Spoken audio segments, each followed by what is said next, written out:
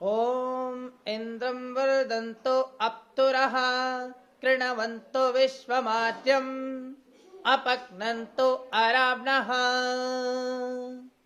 ओम नमस्ते जी। जपा कुसुम स्फटिक मणि न्याय। जैसे भौतिकवादियों का कथन है कि बाह्य संवेदनों को हमारी इंद्रिया तंत्रिका तंत्र के सामने ले आती हैं, वैसे सांख्यवादियों का कथन है कि बाह्य विषयों को हमारी इंद्रिया अंतःकरण चतुष्टय या बुद्धि के सामने ले आती हैं। तंत्रिका तंत्र के सम्मुख ले आना या बुद्धि के सामने ले आना एक ही बात है, क्योंकि सांख्यवादियों के अनुसार तंत्रिका तंत्र की तरह बुद्धि भी भौतिक तत्व है। अब आगे क्या होता है, आगे जो होता है उसे स्पष्ट करने के लिए सांख्यवादी जपा कुसुम तथा स्फटिक मणि एवं स्वच्छ जल में पड़ रहे चंद्र के प्रतिबिंब का दृष्टांत देते हैं। इस प्रक्रिया को श्री उदयवीर शास्त्री ने अपने ग्रंथ सांख्य सिद्धांत में बड़े सुंदर शब्दों में व्यक्त किया है। वे लिखते हैं, जपा का फूल लाल रंग का होता है, इसे भाषा में गुड़हल कहते हैं। यह अंतःकरण स्थानीय है। जैसे फूल अपने अंदर लाल रंग को लेकर स्वच्छ मणि के सम्मुख उपस्थित होता है, वैसे अंतःकरण इंद्रियों द्वारा बाह्य विषयों को लेकर आत्मा के सम्मुख उपस्थित होता है। जपा का फूल जब स्वच्छ स्फटिक मणि के संपर्क में आता है, तब स्फटिक मणि जपा के सहयोग से लाल प्रतीत होने लगती है। स्फटिक मणि आत्मा स्थानीय है। इस प्रकार बाह्य विषयों को लेकर अंतःकरण जब आत्मा के संपर्क में आता है, तब आत्मा अंतःकरण के विषयों को अनुभव करता है। इस भाव को प्रकट करने के लिए सांख्य में यह कहा गया है कि अंतःकरण बुद्धि बाह्य विषयों को लेकर आत्मा में प्रतिबिंबित हो जाती है। आत्मा का अपना वास्तविक शुद्ध स्वरूप चेतन है। जैसे स्फटिक मणि जपा कुसुम के संपर्क अथवा सहयोग से लाल प्रतीत होती है, पर उसके अपने वास्तविक रूप में कोई अंतर नहीं आता, तथा जैसे स्वच्छ जल में चंद्र के प्रतिबिंबित होने पर जल के अपने वास्तविक रूप में किसी प्रकार का विकार नहीं आता, ठीक इसी प्रकार अंतःकरण बुद्धि के संपर्क अथवा सहयोग से सुख दुख आदि का साक्षात अनुभव करने पर आत्मा के अपने शुद्ध चेतन स्वरूप में किसी प्रकार का अंतर या विकार नहीं आता।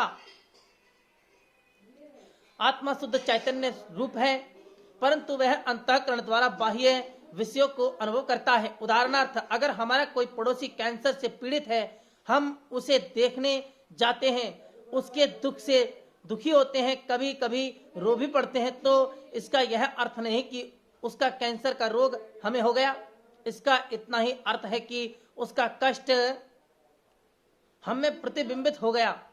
इसी प्रकार अगर इंद्रियों के विषयों को अपने भीतर समेटकर अंतःकरण आत्मा के सम्मुख आता है, तो आत्मा अपने चैतन्य गुण के कारण उन विषयों को ऐसे अनुभव करता है जैसे ये उनके अपने ही हो। वास्तव में वे उसके अपने नहीं होते, उसमें सिर्फ जपा कुसुम के स्फटिक मणि में प्रतिबिंबित की तरह प्रतिबिंबित हो रहे हैं, प्रतिबिंब की तरह प्रतिबिंबित हो रहे हैं। यद्यपि स्वरूप में वह उन विषयों से पृथक होता है। जपा कुसुम का प्रतिबिंब मणि में पड़ता है।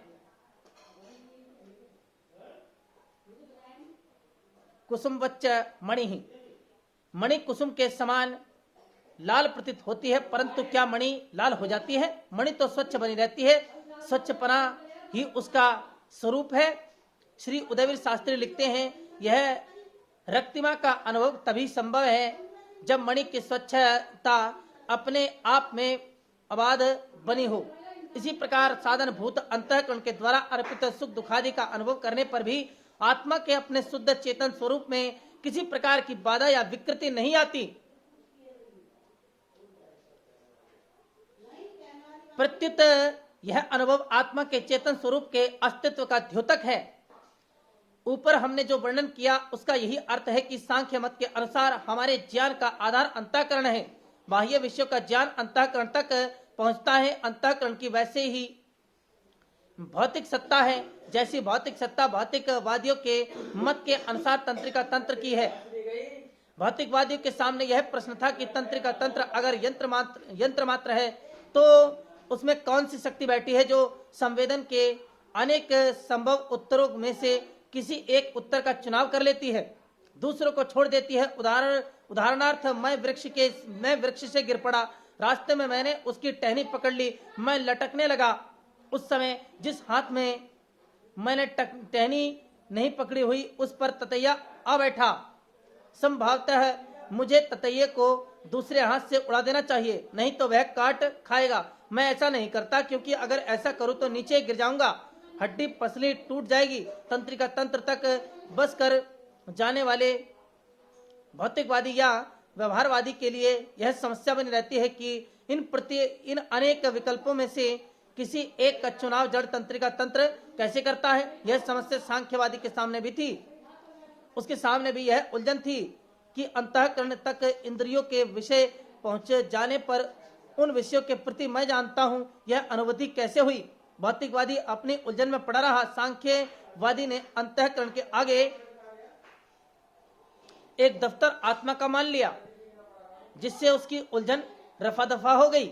इस दफ्तर का मालिक आत्मा जड़ नहीं चेतन है, इसलिए मैं जानता हूं कि प्रतीति कर सकता है, यह शुद्ध स्वभाव है। इसलिए स्फटिक मणि में जपा कुसुम की रक्तिमा के प्रतिबिंबित होने की तरह अंतःकरण के इच्छा द्वेष सुख दुख को अपने भीतर अनुभव करने लगता है, यद्यपि ये उसके स्वरूप के अंग नहीं होते। ओम नमस्ते जी। आगे की बातें अगले अध्याय में